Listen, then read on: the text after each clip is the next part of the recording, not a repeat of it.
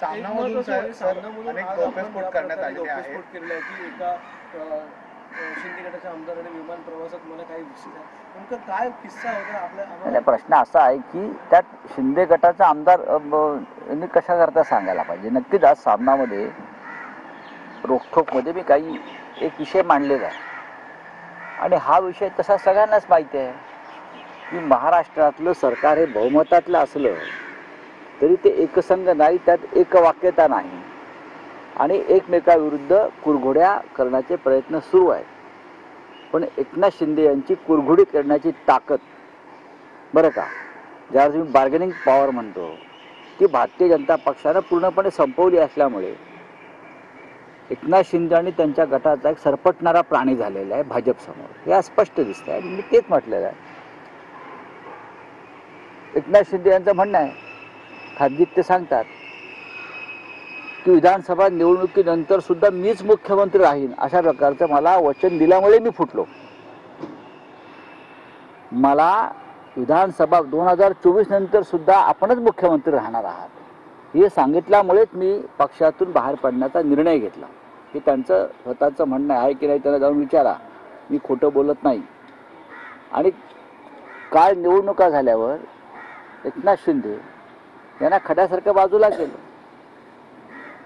ठीक आहे, काही मंत्रिपद दिली, काही महत्त्वाची खाती दिली, उपमुख्यमंत्रीपद दिलं, पण एकनाथ शिंदेचा जर आपण चेहरा पाहिला असेल, ज्याला तुम्ही बॉडी लँग्वेज म्हणता, त्यांचा वावर म्हणतो, तो पाहिल्यावर तुम्हाला कळेल की ते अजूनही शून्यात आहेत किंवा गुंगीत आहेत. त्या धक्क्यातून ते सावरलेले नाही. एकतर मला 50-55 जागा कशा मिळाला हा त्यांना पहिला धक्का, आणि दुसरं म्हणजे BJPनं दिलेला शब्द पाळला नाही अमित शहाने, दुसरा धक्का. त्या धक्क्यातून ते पूर्ण कोलमडलेले आहेत आणि सरकारमध्ये त्यांची पूर्ण कोंडी झाली आहे. त्यांचे लोक उद्या समोरून काही सांगतील थोड्या वेळाने, पण सरकारमध्ये फक्त मंत्रिपद असणं 4-10 लोकांना म्हणजे मान आणि प्रतिष्ठा असतो असं नाही. जो फोकस, जो झोत त्यांच्यावर होता मुख्यमंत्री म्हणून, तो गेला.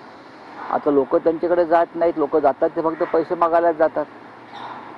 हां, पण त्यांच्याकडे पैसे आहेत. यापुढलं त्यांचं राजकारण पैसा आणि सत्ता जे आहे त्याच्यावरच चालेल आणि त्यांच्याच आमदारामध्ये चलबिचल आहे की नाही तुम्ही प्रत्येकाला जाऊन विचारा. मी कशाला सांगायला पाहिजे. त्यातल्या एका मोठ्या गटावर देवेंद्र फडणवीस यांचे नियंत्रण आहे पूर्णपणे.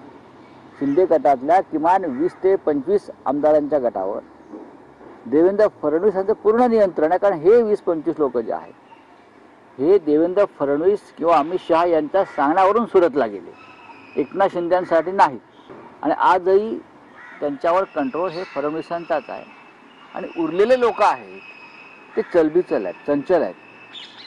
त्यांना असं वाटतं की आपली कोंडी होते, भविष्यात जास्त कोंडी होईल, आपल्याला नेतृत्व नाही कोणतंही चांगलं की जे आपल्याला संरक्षित करेल किंवा प्रोटेक्ट करेल, तेव्हा आपण पुन्हा मागे फिरायचं का, असा एक विचार त्या पक्षात सुरू आहे. ही माझी माहिती आहे.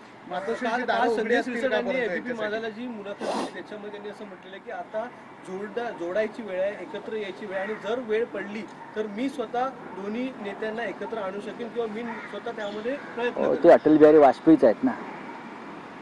म्हणजे महान माणूस आहे तो, महान माणूस आहे. त्याच्यामुळे हे करू शकतात.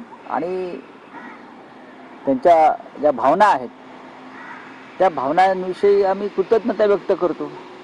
मोठा माणूस आहे तो, ते काही करू शकतात. ते शरद पवार, अजित पवारांना एकत्र आणतील, पण चांगली गोष्ट आहे. त्यांचा जो विचार आहे, ही जी कृतज्ञता आहे, त्याच्याविषयी मी त्यांचा आभारी आहे. मातोश्री मुख्यमंत्रीपद न मिळालं मोठ्या प्रमाणात काळी जादू केली जाते असं आता काय म्हणते. मुख्यमंत्रीपद मातोश्री मिळालं नसल्यामुळे काळी जादू केली जाते. मला एक प्रश्न त्यांनी सांगावा, देवेंद्र फडणवीस सध्या वर्षा बंगल्यावर का राहायला जात नाहीत? काळी जादू म्हणताय ना. देवेंद्र फडणवीस सध्या मुख्यमंत्र्यांच्या अधिकृत निवासस्थानी राहायला का जात नाही याचं उत्तर या काळी जादूवाल्याने द्यावं. कळलं? माझ्या नादाला लागू नका. सध्या जो धर्माच्या बरोबर राहील तो जिवंत राहील. बोलिए आप बोलिए. बिहार को स्पेशल पैकेज दिया गया, महाराष्ट्र हाईएस्ट टैक्स पेयर है, फिर भी ऐसे क्यों सर? देखिए, बिहार में चुनाव है. मोदी सरकार का हर बजट ये चुनाव के लिए होता है.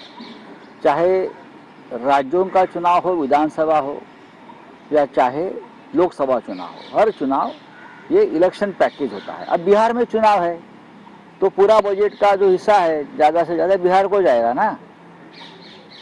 ये उनकी एक खासियत है। ये देश का बजट नहीं बनाते, ये चुनाव का बजट बनाते हैं। सर प्रधानमंत्री यूएस जाने वाले हैं।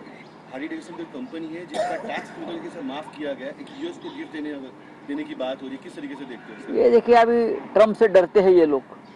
जो ट्रम्प कहेगा